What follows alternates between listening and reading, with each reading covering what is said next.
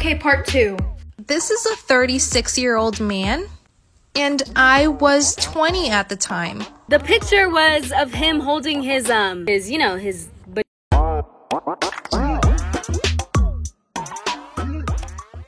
Okay, part 2. Okay, so like I said, I walk in and this is getting her shit rocked. Like, there were like 5 girls in there beating the shit out of her. All of them just look at me, so I walk out and go back to the classroom. And the one girl went to the hospital and the other girl got suspended. So back to present day. So after school that day, I get a ride with him and his friends to his house.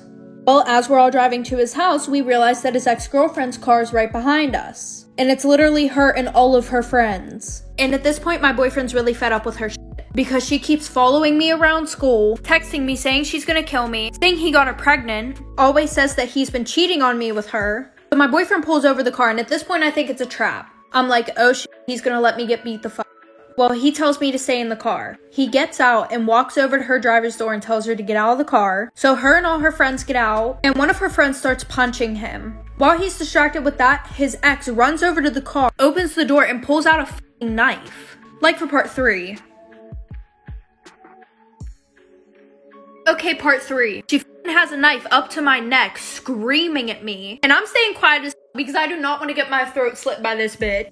So all I see is my boyfriend rip this out of the car and start stomping her in the fucking ground. And whenever he went and ripped her out of the car, the knife like slashed my leg open, so there's fucking blood everywhere. And we're like at the beginning of his cul-de-sac, so all the fucking neighbors are outside watching him stomp this into the ground. And then one of her friends comes around the other side of the car, grabs me by my hair, rips me out of the car, starts beating the shit out of me. So then one of his friends starts beating up that too. So obviously the cops were called. My boyfriend went to jail. She also went to jail. And after that happened, my parents made me move schools. But after that, word got around that they were dating again. Good luck to the next bitch. One day, I was going through this celebrity's Instagram comments. And one of the comments that I read was like, DM me to enter this group chat, it's top secret, blah blah, only accepting some. I couldn't resist it, so I DM'd him. Day 1 comes in this top secret group chat, and the people in the group chat are like, yeah, let's do like a video call, whatever. I was like down because like I don't have that many friends, and like, oh, this is the best part. So I joined the video call, and guess what? It was 3 old men, and these old men were really confident in themselves. They were showing some things that I really did not want to see. So now when I want to make online friends, I go on the app Wink. I've met a lot of people there, and I make a lot of best friends there, and I meet a lot of you guys there. No, I got you with those legit apps where you can make friends that aren't old men. When I was like 15, I went to the mall to take a picture with Santa as a joke. Long story short, it was finally my time to take a picture with him. I walk up to Santa, and the first thing he tells me, he's like, "You're so beautiful, like you've been a good girl, haven't you?" So eventually, the time was done, the pictures were taken, whatever. I turned to say bye to Santa, and he starts leaning in for a kiss. At this point, I was annoyed, uncomfortable. So I took off his like glasses and like his beard, because you know how Santa wears that, like, oh, this is the best part, okay? I look at him, and the guy under the Santa suit was my friend's boyfriend. So when I was really young, I used to have a crush on this boy. We're gonna call him motherfucking Zane, okay? So you know, I was texting Zane on Kik, whatever. And out of nowhere, Zane sends me a picture. The picture was of him holding his bajunk down there. So I was scared. I mean, like, I didn't know what the fuck this was. I was so young. I was like, Dad, what is this? And he got pissed. Long story short, we were at the store one day. This is the best part, okay? My dad and I were at Toys R Us. And guess who we saw at Toys R Us, bitch? We saw Zane. So Zane walks up to me. He's like, "Hi, Sam." And I remember my dad was like, "Oh, you're the boy that sent her that picture, huh?" Like in elementary, I was bullied a lot. One day, this girl, we'd call her Jenny.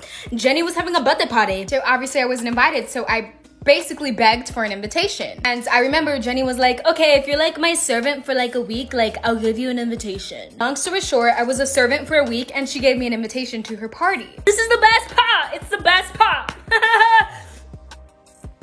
So finally, party day came. My mom was driving me to the party. We were going to the address that the girl gave me. So we finally get to the house. The house was looking dead. Like, it didn't have balloons, nothing. So I was like, maybe they're just not done decorating. So I go and knock the door. And you know who answers the door? You're never gonna guess who. My fucking teacher.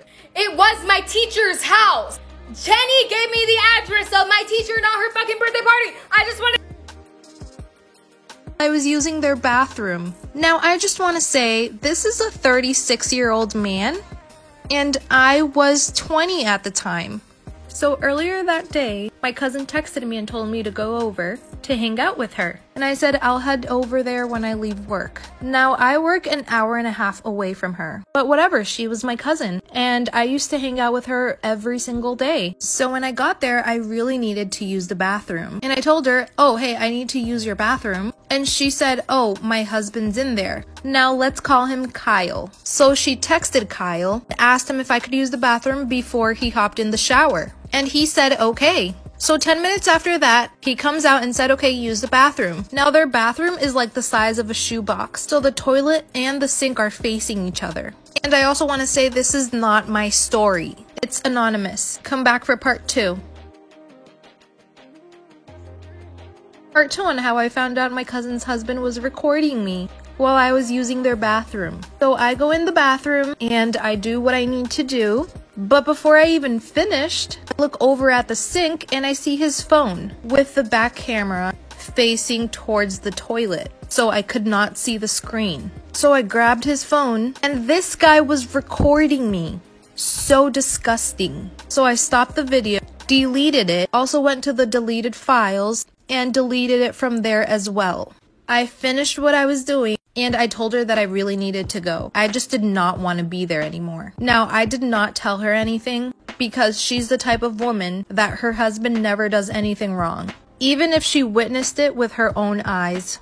And I'm 100% sure he knows that I knew he was recording me, but I never said anything to him or her. I just stopped going. Now, my question is, should I have told her? It's been a year. Story time on how I caught my toxic best friend and my husband sleeping together. And I just want to say before anything, I met my best friend before I met my husband. But only after I met him, she started acting toxic.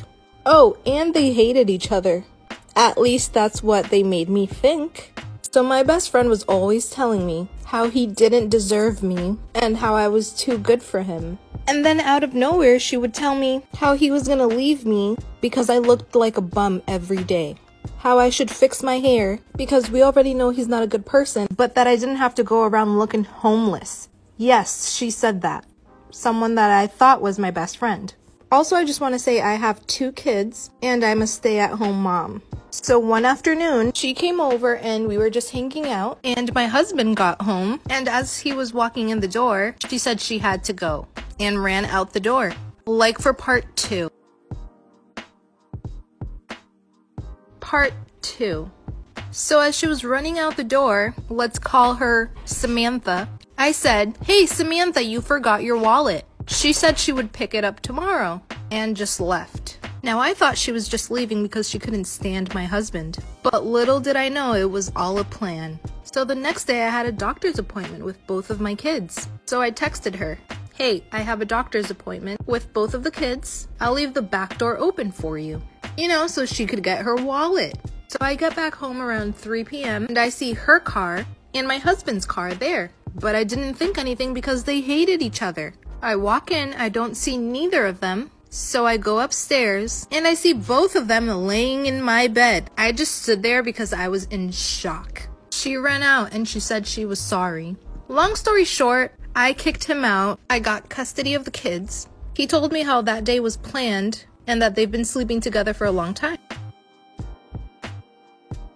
Story time about my worst trip off LSD. So one of the kids in my friend group was about to leave for Arizona, and we would always talk about how we need to trip together before he leaves. And anytime that I would trip off acid, I would go to my one club. Well, he ran out, so we had to go to somebody else. and I've never tried this kid's stuff before. I just said fuck it, YOLO, which should not have been my motto at the time, but it was. So that night, we're in the car, and one of our friends is driving because he's sober, obviously. And before I put the tab on my tongue, I started to get really nervous. And I have never felt like that before I've taken acid. But I kind of just said fuck it, and I put it on my tongue. So we go pick up 2 more people that I'm not really close with. So then we make our way over to our other friend's apartment. And I'm kind of feeling it, but not really. But then as soon as we walk into that apartment, I start tripping balls. And you know, everything was going good. But then my dumb ass decided to look in the fucking mirror. And as soon as I look in the mirror, I see myself smile back at me, like for part 2.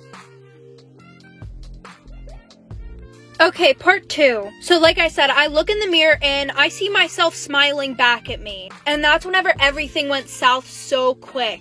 I sat on the bed, tried to pull myself together because I didn't want to make a fucking scene in front of everybody. But then I got caught in this fucking loop. And if you don't know what the loop is, then I'm going to tell you what it is. It's basically where you feel like you're doing the same thing over and over and over again. And then I started looking around at everybody and it looked like their faces were melting. One of my friends got up off his chair, walked to the other side of the room, and I watched him do that. But when I looked back over at the chair, he was still sitting there. So I looked at my one friend that was sober, who I was actually really close with, and I think he saw the look in my eye and he was like, "Do you want to leave now?" And I just shook my head, yeah, like I could not deal with that shit anymore. So we go to his car and then we drive to my boyfriend's house because I could not go home. I would have got crucified. But we get in the house and as soon as his mom sees me, she knows that something's wrong, like for part 3.